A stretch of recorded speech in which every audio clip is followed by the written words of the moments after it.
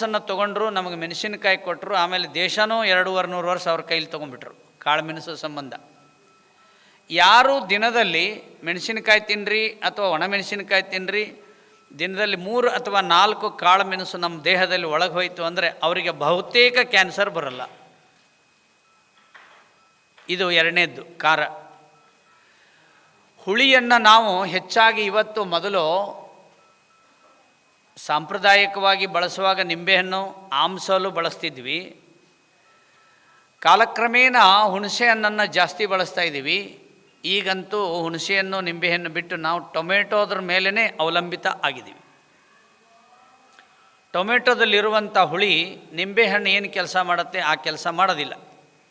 ಇಲ್ಲೊಬ್ಬರು ಅಮ್ಮ ಬಂದಾರೆ, ಅವ್ರನ್ನ ಕೇಳಿ, 1 ಕೀಮೋಗೆ ಕ್ಯಾನ್ಸರಿಗೆ ಮಾಡುವಂಥ ಒಂದು ಕೀಮೋ ಮಾಡಿಸ್ಲಿಕ್ಕೆ ಕಡಿಮೆ ಅಂದರೆ 30,000 ಅಥವಾ 40,000 ಕೀಮೋ ಇದೆ. ನನ್ನ ಹತ್ರ ಬಂದವರು 30 ಕೀಮೋ 40 ಕೀಮೋ ಮಾಡಿಸ್ಕೊಂಡಿರ್ತಾರೆ. 1 ಕೀಮೋಗೆ 30,000 ಆದರೆ 40 ಕೀಮೋಗೆ ಎಷ್ಟಾಗ್ತದೆ?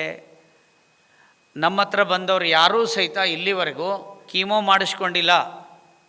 ಕೀಮೋ ಅನ್ನೋದು ಕ್ಯಾನ್ಸರ್ನಲ್ಲಿ ಆ ವೈರಸ್ಸನ್ನು ನಾಶ ಮಾಡಲಿಕ್ಕೆ ಇರುವಂಥ ಒಂದು ಲೈಟಾಗಿ ಕೊಡುವಂಥ ಒಂದು ಕರೆಂಟಿನ ವ್ಯವಸ್ಥೆ, ಅದು ಕೊಡ್ತಾರೆ.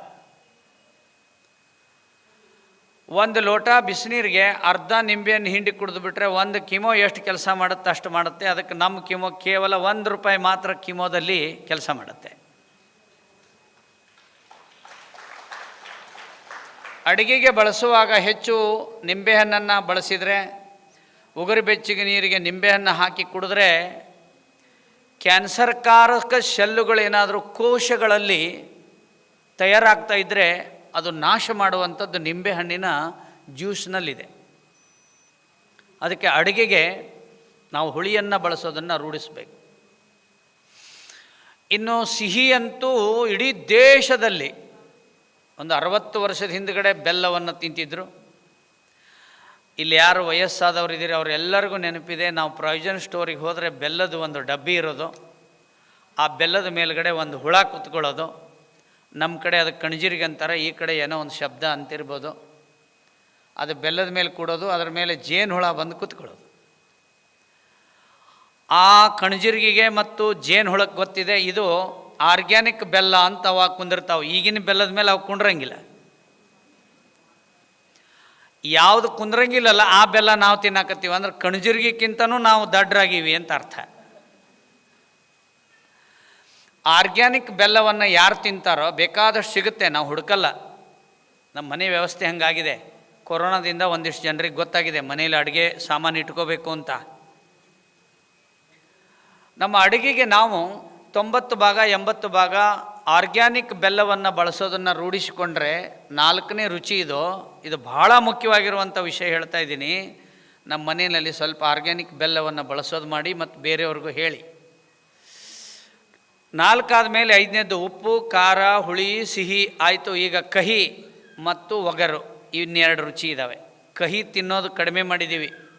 ಮೆಂತ್ಯದ ಚಟ್ನಿ ತಿನ್ನೋಲ್ಲ, ಹಾಗಲಕಾಯಿ ತಿನ್ನೋದಿಲ್ಲ, ಮೆಕ್ಕೆಕಾಯಿ ತಿನ್ನೋದಿಲ್ಲ, ಕಹಿ ಸೌತೆಕಾಯಿ ತಿನ್ನೋದಿಲ್ಲ.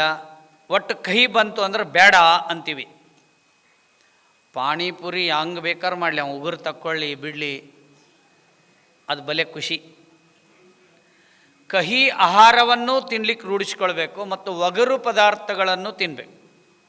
ಕಂಚಿಕಾಯಿಯನ್ನು, ಹೆರಳೆಕಾಯಿದು ಉಪ್ಪಿನಕಾಯಿ, ಈ ಕಡೆ ಪುಳಿಯೋಗರೆ ಅಂತ ಮಾಡ್ತಾರೆ, ಅದಕ್ಕೆ ಹಾಕುವಂಥ ಐಟಮ್ಗಳು, ಜೀರಿಗೆ, ಮೆಂತ್ಯ, ಇದೆಲ್ಲ ಸೇರಿಸಿರುವಂಥದ್ದನ್ನು ಬಿಟ್ಟು ಈ 6 ರುಚಿಗಳನ್ನು ಯಾರು ಮನೆಯಲ್ಲಿ ಸಾಂಪ್ರದಾಯಿಕವಾಗಿ ಭೋಜನ ಮಾಡೋದಕ್ಕೆ ಬಳಸ್ತಾರೆ.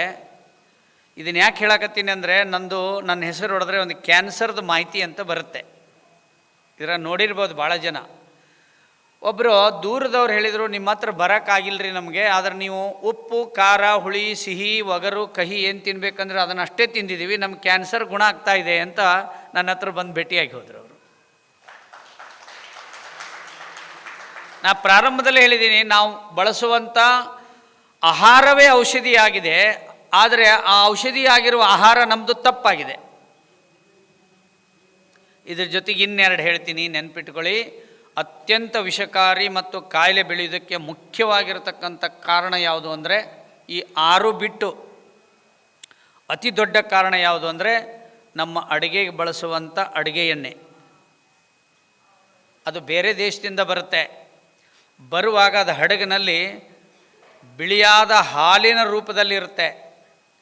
ಅದಕ್ಕೆ ಡ್ರಾಪ್ಸ್ ರೆಡಿ ಮಾಡಿದ್ದಾರೆ. 1 kgಗೆ 5-6 ಡ್ರಾಪ್ ಹಿಂಡಿದ ಕೂಡಲೇ ಅದು ಕಡಲೆಕಾಯಿ ಎಣ್ಣೆ ಆಗಿಬಿಡ್ತದೆ. ಆ ವೈಟ್ ಆಯಿಲನ್ನು ತೊಗೊಂಡ ಮೇಲೆ ಟ್ರಕ್ಕಿಗೆ, ಟ್ರ್ಯಾಕ್ಟರ್ಗೆ, ಆಟೋಕ್ಕೆ ಹಾಕಲಿಕ್ಕೂ ಅದನ್ನೇ ತಯಾರು ಮಾಡ್ತಾರೆ. ನಮಗೆ ತಿನ್ಲಿಕ್ಕೆ ಕೊಡೋ ಆಯಿಲನ್ನು ಅದರಿಂದನೇ ತಯಾರು ಮಾಡ್ತಾರೆ.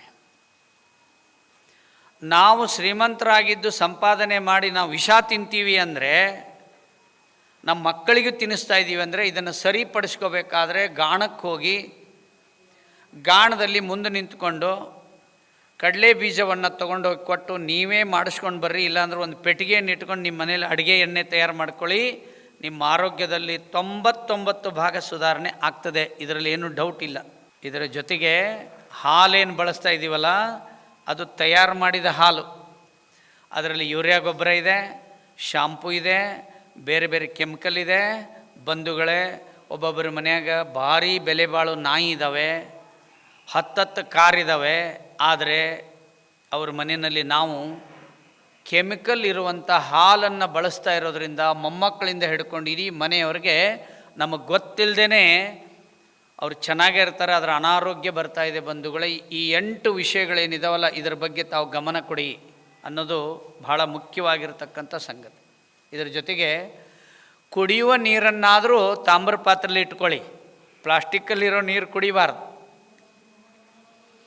70ನೇ ಇಸ್ವಿಲಿ ಯಾರಾದರೂ ಪ್ಲಾಸ್ಟಿಕ್ ತಟ್ಟೆಯಲ್ಲಿ ಊಟ ಮಾಡಿದರೆ, ನಮ್ಮೂರಲ್ಲಿ ಏನಂತಿದ್ರು ಅಂದ್ರೆ, ಭಾಳ ಬಡವರು ಅದಾರ ಅವ್ರ ಪಾಪ, ಅದಕ್ಕೆ ಪ್ಲಾಸ್ಟಿಕ್ ತಟ್ಟೆಯಲ್ಲಿ ಊಟ ಮಾಡ್ತಿದ್ರು ಅಂತ. ನನ್ನನ್ನು 5 ಸ್ಟಾರ್ ಹೋಟೆಲಿಗೆ ಒಮ್ಮೆ ಕರ್ಕೊಂಡೋಗಿರ್ತಾರೆ, ಅಲ್ಲೂ ಪ್ಲಾಸ್ಟಿಕ್ ತಾಟಲ್ಲೇ ಊಟ ಮಾಡ್ತಿರ್ತಾರೆ. ಭಾರಿ ಭಾರಿ ಹಣ ಇರೋರೆಲ್ಲರೂ ಪ್ಲಾಸ್ಟಿಕ್ ತಾಟಲ್ಲಿ ಊಟ ಮಾಡ್ತಾ ಇದ್ದಾರೆ ಅಂದರೆ ತುಂಬ ಬಡತನಕ್ಕೆ ಬಂದಿದ್ದಾರೆ ಅಂತ ಅರ್ಥ ಆಗ್ತದೆ. ನೀರನ್ನಾದರೂ ತಾಮ್ರ ಪಾತ್ರೆಯಲ್ಲಿ ಇಟ್ಕೊಳ್ಳಿ, ಆ ನೀರಿಗೆ ಒಂದು 5-6 ತುಳಸಿ ದಳ ಹಾಕಿಡಿ, ಆ ನೀರು ಅಮೃತ ಸಮಾನ ಆಗ್ತದೆ. ಆ ನೀರಿನಲ್ಲಿರೋ ಎಲ್ಲ ಬ್ಯಾಕ್ಟೀರಿಯಾಗಳು ಹೋಗ್ತದೆ ಅನ್ನೋದು ಸಂಶೋಧನೆಯಿಂದ ಗೊತ್ತಾಗಿದೆ. ನೀವು ಯಾವುದೇ ನೀರು ತೊಗೊಂಡು ಬಂದರೂ ತಾಮ್ರ ಪಾತ್ರೆಯಲ್ಲಿರಿ, ಅದು ಡೇ ಕಳಿಬೇಕು, 1 ದಿನ 2 ದಿನ ಆಗಿಬಿಟ್ರೆ ಆ ನೀರು ಅತ್ಯಂತ ಅದ್ಭುತವಾಗಿ ಆಗ್ತದೆ.